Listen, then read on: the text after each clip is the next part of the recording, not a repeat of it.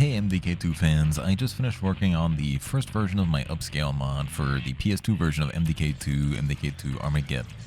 Now, this uses textures from both the original PC version and the PC HD version, which came out much later. Some of those textures are a little bit iffy, so it's a mix of both of them. I just kind of picked and choose which ones I liked. The hand sorted through all of them, upscaled them, and ported them back in using the PCSX2 emulator. Now, I'm going to show you how to do all of these things if you're not as familiar with emulation. So let's take a look. Alright, so first you're going to need PCSX2. Going to go to their website. I'll link all this in the description. Latest stable. Go to the installer and download it. Put this in a new folder.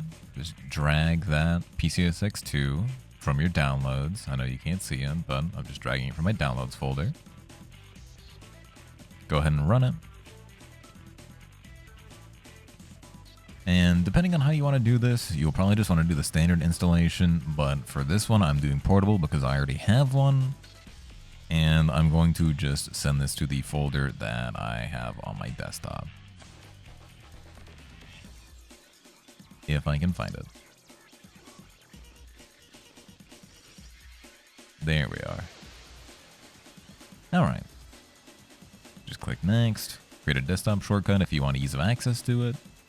I already have one, so I won't be doing that. And you can see, we have PCSX2 installed already. So it's going to set you through the tutorial. None of this really matters too much, just leave it as default. And here it's going to ask you to put in your PS2 BIOS. Now, legally, you should have a PS2 lying around to grab this from. Hint, hint.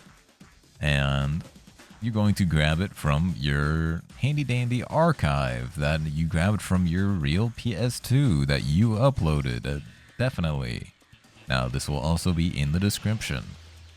Go ahead and download the zip file version of it. And as it says here, it's going to be in the directory where you installed it under PCSX2/BIOS. Now go ahead and click on your PCSX2 folder, BIOS.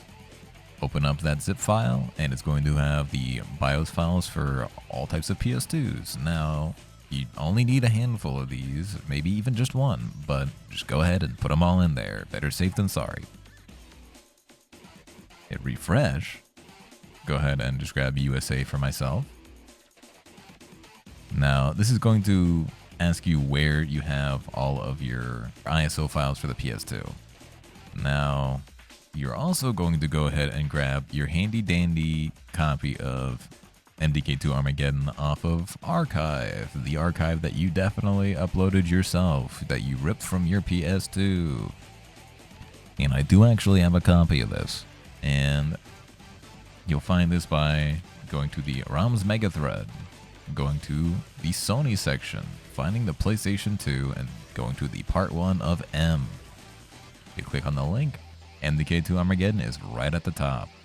Now, just go ahead and click on Armageddon USA.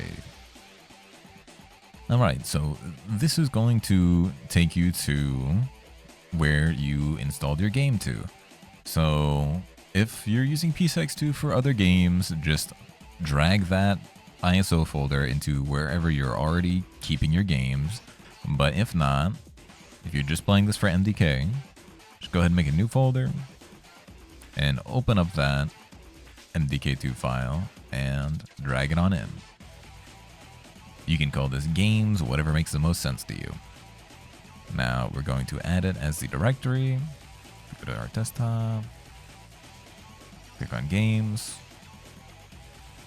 Click on yes for scanning recursively. Alright, and now that you have your game directory set, you're going to want to click on next.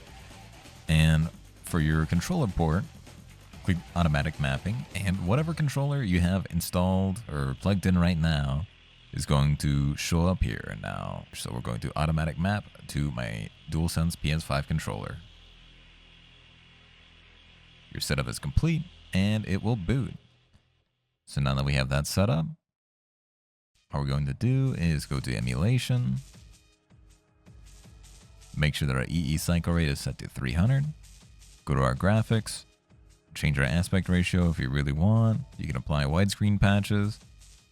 And in your texture replacements, you're going to have load textures, asynchronous texture loading, and pre-cache textures on.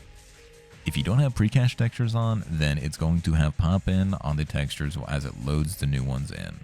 So for me, my texture replacement folder is under PCSX2 textures. It's in a different spot than where I just installed, but that's just because this is my main. It's going to be in PCSX2 textures for you. So if I click on open here and I go to SLUS 20105 in replacements, you can see all the textures are there. If you drag and drop my mod, it should look like this. If you just put the folder in here, it may just have another replacements folder inside here. Either one works, it will load recursively. Something you'll also want to do is go to settings, hotkeys, and scroll all the way down. You will find toggle texture replacements and reload texture replacements. I've set these on keypad num 1 and 2, and these will come in handy in just a moment. All we gotta do is boot up the game. And sometimes it won't immediately be on. You'll just have to hit that hotkey and it'll immediately boot on up. You can see if you hit that little hotkey, you can swap between the two of them at will. And you can see some of the things that I did here.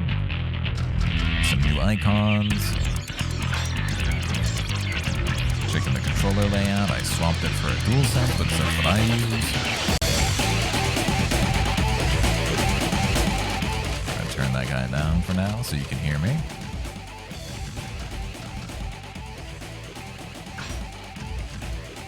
And if you start a new game, you can see all my new textures if you swap between the two of them. And you should be good to go. Now, this is one of the issues that I described with widescreen, and this issue persists in the PC version as well. This is not a PS2 emulation issue. This is MDK not being able to take widescreen. So, this is not something that you will be able to avoid if you played the PC version, which is why I believe that this is the best way to play MDK2 at the moment. First thing I recommend is going to options, controls, reversing your up and down, going to controller layout, and changing this to controller scheme F. Now this is going to be the most modern version that you are comfortable with. It's got both analog controls instead of D-pad. It does have jump on L2, which is it takes a little bit getting used to, but I promise it is much better than the alternatives. Now you should be good to go. Let me know if you find any issues and have fun playing MDK2. I know I had a lot of fun making this.